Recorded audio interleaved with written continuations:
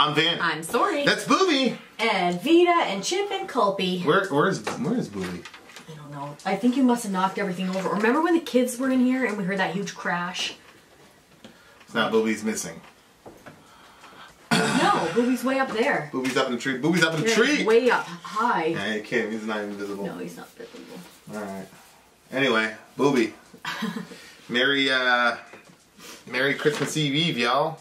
So River reached out to us, and he's mad at us. His wife is also mad at us because we apparently keep getting, whenever we react to a Christian metal band, it's supposedly really horrible and cheesy, which I said the last one was cheesy. You seemed fine with it, but I didn't think it was that great.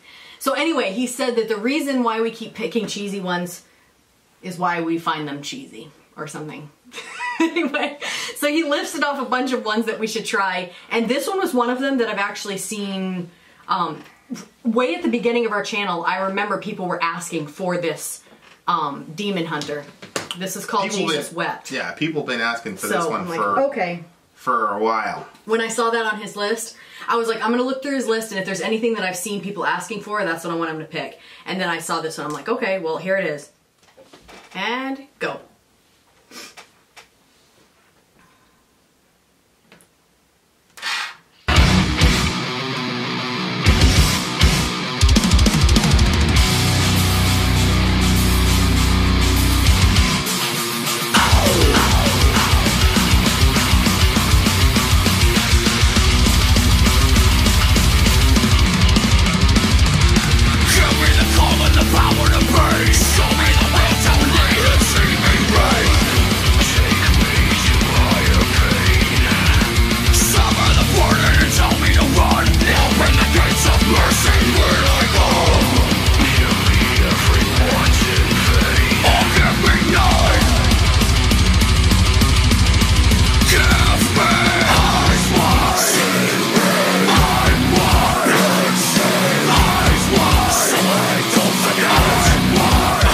Jesus Wept.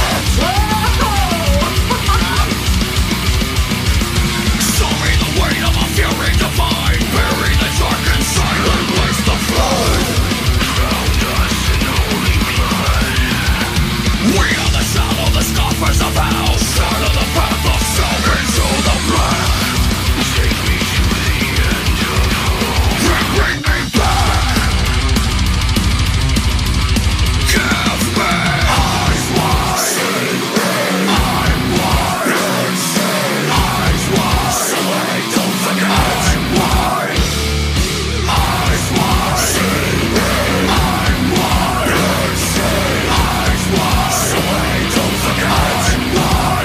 Jesus Wept.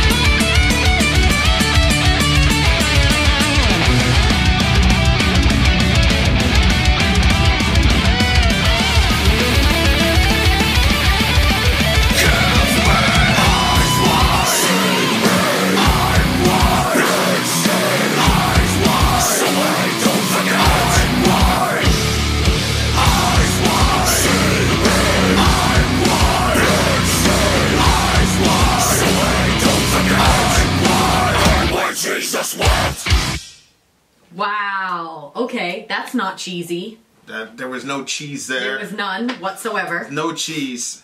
It's a very, very heavy song. Yeah. I liked it. And you know what? It was so short. It was only like 3 minutes long. But it was perfect. Like, I thought it was a good length. Yeah, and the metal was pretty heavy, man. Yeah.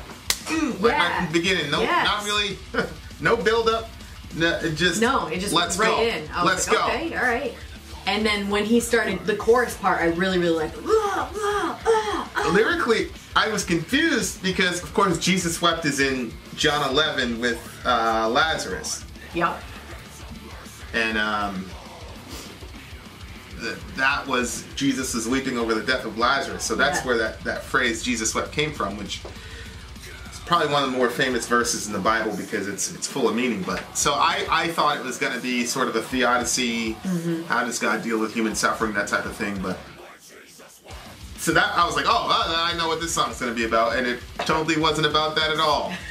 It was very well. I mean, it is to some degree, but that wasn't the direct point that was made. What'd you get out of the lyrics? I always forget that that's where it talks about Jesus weeping, and I always feel like it's about the cross that he's weeping, something about that, and so so when it was talking, I just assumed it was saying, like at the beginning, I thought that was Jesus talking, verse 1, give me the call and the power to be, show me the will to lead and see me reign, take me higher, take me to a higher pace. I thought it was just talking like Jesus, like praying to the Father. And then it says, open gates of mercy when I come, because when Jesus came, like, he came, because of his death on the cross, he was able to bring us mercy. Otherwise, we would all have to, you know, pay the penalty for our own sins. And then when it said, like, the chorus parts, I thought it was, like, the person saying, like, they want to have eyes wide open and, like, remember the cross, like, see red, I thought was, like, remember the cross, the blood that was shed on the cross, and everything that Jesus went through, the bloodshed, eyes wide, so I don't forget that I'm why Jesus wept. So, like, I was thinking that it had to do with the cross, again, because I was thinking that the weeping had to do with the cross. And so, because of what we did, you know, because of the sinfulness of mankind, that's why Jesus went to the cross. And the guy doesn't want to forget that, but, what did you get out of it? I don't think Jesus is the person talking. Well, verse 1. Who do you think is talking? I think it's a person that's talking. The person's talking to God. Because he says, give me. So that's not Jesus talking in the chorus. So it couldn't be Jesus talking in the verse. No. Wait a minute. Well, no. I just thought the verse was Jesus and then the chorus was somebody else. Yeah, but the guy in the verse is the me and then it turns into I. Is the same person in the chorus. Maybe. Why? What did you get out of it? Because he says, give me. And then it goes to the chorus. Yeah. No, that's true. So it starts with give me, and then it ends with give me, and it goes into the chorus.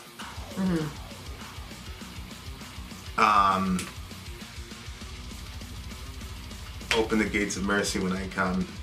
Give me every want in vain. Or give me none. I mean, that couldn't be Jesus saying that. No.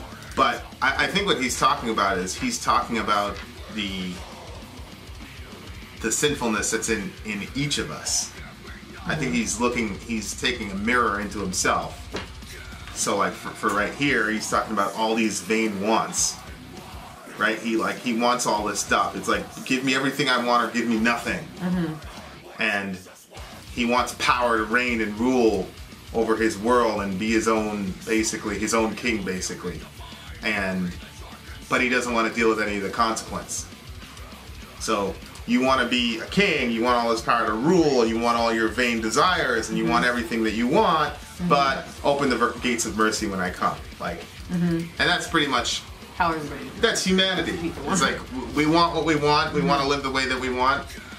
And it's really funny because it's like you hear this all the time. It doesn't matter what your belief system. The phrase "nobody's perfect" generally gets marshaled in defense of something that you've done wrong. Yeah. And when you're saying that, what you're doing is you're appealing to mercy. You're saying, "Hey, nobody's perfect, therefore you should go easy on me." Which, sure, I get it. But at the same time, everybody kind of wants to be the ruler of their own roost in their own kingdom. Of course, as a Christian, you should know better in the sense of let me say it another way. It's not consistent with a Christian worldview to have that mindset. Let me say it that way. I don't want to say you should know better because I don't want to trigger our atheist friends. What I mean by that is it's contrary to a Christian worldview to be your own king and be your own God. But I think this song is saying, sure, but this is a reality of where I'm at right now. And I don't think he's saying, and it's right and it's good. I just think he's saying, that's a reality. So then that's his mindset. So when you go into the chorus, he's saying, eyes wide and seeing red, I think it goes into the next line, I'm why bloodshed, which is probably a double entendre because we're the reason for the bloodshed of Christ, but we're also the reason for bloodshed, period. Yeah. The propensity toward violence and toward killing. You know, like we're watching a show right now, and and there's people on there that you want to kill. Yeah. Right? Like, and it's like, it's funny because there's a particular guy who's very oppressive, very terrible, and he's taking from people and all this, and he said, come on guys, go the extra mile, as he's stealing from them. And I remember thinking to and of course there's this big inspirational moment where the leader decides he's going to fight back, and you're like, yes! That's not what Jesus tells you to do. In that situation, you're supposed to go the extra mile for that guy.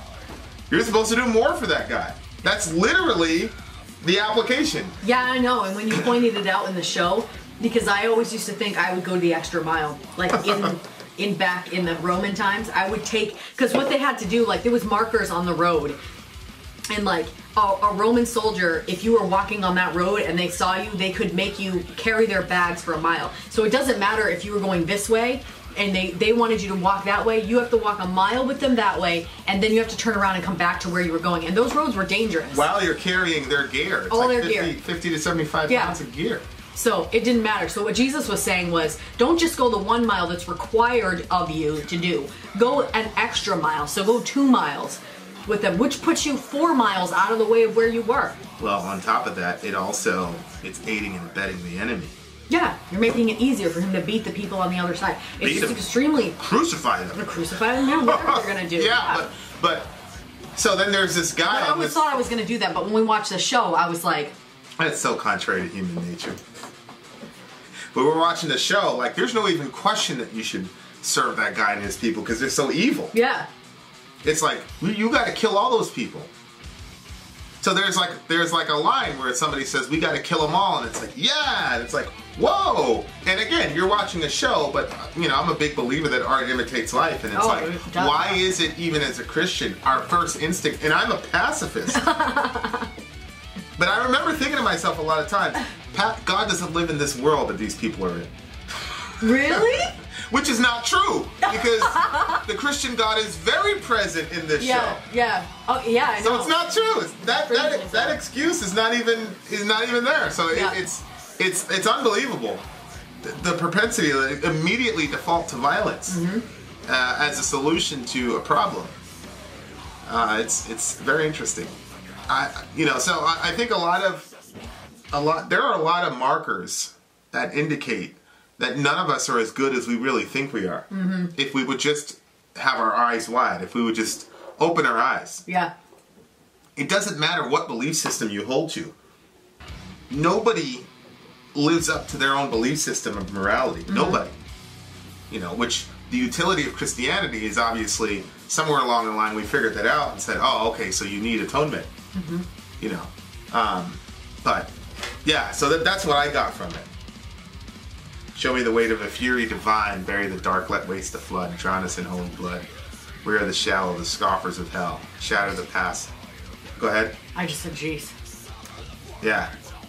So is he talking about the cross and what the cross does? He says, bury the dark inside, let waste the flood. And then he says, drown us in holy blood. Like, is that like, Christians will say, oh, let the blood of Jesus cover us. And people are like, what are you talking about? That's really freaky and really, really, really scary sounding. Is that kind of what they're saying? Drown us in holy blood? Is it that, look, a holy one has to die? Right. Well, I mean, he puts those back to back. Let waste the flood, drown us in holy blood. And so, from a Christian perspective, God only has two options. You're either going to be drowned in the flood or you're going to be drowned in the blood. So those are the options. So the flood would represent God's judgment, and then the blood would represent somebody dying on your behalf to bear the judgment that you should bear. Right, and in turn give you mercy. Yeah, because if all of us admit that there is some sort of moral good, it doesn't matter where you get it or where you derive it from, everybody has it, which is why our atheist friends get upset when you say that you don't have a basis for morality in atheism. I'm not even talking about that. I'm saying the very reason you get upset by that is because you're a moral person. Okay, so if we concede that there is a morality, and then we all concede that none of us are perfect, which means that all of us have violated the moral code, then there's got to be some means of forgiveness. And a lot of people say, well, yeah, you just say it's okay, and you wipe it off. But there's been too much evil in the world for that to be a satisfactory solution, in my opinion. You know, you think about the Holocaust, or you think about all the other things that have happened. God just going, it's all right. It doesn't work for me psychologically. No. That God just kind of, because then it's like, oh, it's not a big deal. But you know, we all have TVs, we all have the internet. It was that these two European girls went backpacking, and these Muslims, you know, Wahhabi obviously, basically kidnapped them and beheaded them on camera. It was a couple days ago. I was actually looking at it yesterday, and you said, what are you looking at? And I said, just forget it. Because I didn't want to have the conversation. Yeah, that used to bug me when you used to do that. But now I just say, you know what, it must be something. I didn't want to have the conversation because it's around Christmas. But yeah, they put it on camera. Jeez. And so, can those guys be forgiven? Sure. But there's got to be more than just, nah. Yeah. Can't do that. And then when I consider that our tax dollars have went to blowing up Muslims in Afghanistan who are having a wedding, we took part in that. Yeah. Sorry, we did. Right. I know everybody wants to be a radical individualist when it comes to that stuff. But if you're an American, you have financed a $1 billion multinational war machine that has expanded its empire by killing hundreds of thousands of innocent people. And you guys know how I am with the military. I love the military. But those are the facts. So, and of course, as a Christian, you want God to forgive you. But, and I think He does. Obviously, we're still here as a nation. But it can't just be, right. You know. Yeah. Abu Bakr and Zainab, they were about to have a wedding, and you blew them both. You killed this dude's wife right in front of him. You know, her legs over there, her head's over there, but I forgive you. Yeah, I think that line tells us that forgiveness is costly, because the things that we do to each other is costly. Well, I think that, you know, we talked about this one time where you were saying, like, we always want judgment for everybody else but mercy for ourselves. Oh, for sure. So when you see somebody do something, or somebody does something against you, then you're upset and we're angry about it, and we're like, no, that's not right, like, they can't get away with that, like, you know, let the scoreboards be, you know. Like the other day, if I could tell you guys the details, you would realize that it was probably me being extremely petty. You remember that situation where I got really mad at that lady? And I was like, I literally was sitting there, and like, the woman had all the power over me, and I could do nothing, and I felt like she was being completely unreasonable, and I did not like that feeling, and I got really angry. And I remember thinking to myself, I understand why people want to be able to put curses on somebody. Like, curse the person and let them have some horrible event happen, you know what I mean? And then, but like, that's like human nature. Like, you want, okay, those people should pay. Right. But if you do something wrong, you're like, well, I mean, geez, like, I was only speeding, or it was only this much over, right, or it was whatever, you know? Like, we always want these excuses. We always make excuses for ourselves, or at least the majority of us. I'm sure some people, you know, own up to it and say, yeah, I was wrong, and, you know, something should happen because of it. But most people just want mercy for themselves, and they want everybody else to be judged for it. They want Hitler to have judgment. They want this, you know what I mean? Like, oh yeah. Yeah, as soon as I start talking about those Muslims, oh, that's right, those damn Muslims. And then as soon as I talk about us blowing up Muslims, whoa, that wasn't me. Yeah, it was your tax dollars. Right. It was you. Right. Sorry. You know, I mean, you when you're driving down the road, you say, I paid for that road because it was your tax dollars. Okay, well, then you paid for the bond. I mean, that's it. You're an accessory. All right. Right. Everybody needs forgiveness. That's the point. Right. Whether it be militant Muslims or comfortable Americans. All right, what do you give the? This is a 9 for me. I really liked them. It definitely wasn't corny. No. There was no like rah. You know, there was no. Plus, this kid, this was his first lyric video. Did you see that? Was it? Yeah, he said at the beginning, right here. I hope you guys enjoy this. This is my first lyric video. Gotta make it And count. he did really good. Shout out to the big homie. Yeah, He is. he kept the vibe good, and but not that has anything to do with the band or anything to why I rated it. But it, I just don't like those pictures, like those like the corny songs. They always have the corny pictures. With the picture, the one where Jesus is hugging the guy and all that. There's always those weird pictures that I don't like. Those pictures. Not very rock and roll. No, but this one was like Not very rock and roll. there was no space for those pictures. It didn't fit. Right. You couldn't have put that in this. Yeah. And that's what I like. Yeah. Well, it's weird to me. Like, What? there's so much dark stuff in the Bible. I know, there's so Like, I can't wait for you to put one out. you know, it's a Nergal. Nergal, like, you know, 3/4 of his stuff's all biblical stuff because he gets it. Anyway, all right, Yep. that's an 8.8 for me. You're so close It was to 9. too short to give it, you know, whatever. I would have liked more development on the song, but you know, it's meant to be in and out, I guess. All right, Vin out. Sorry, Al. Gone.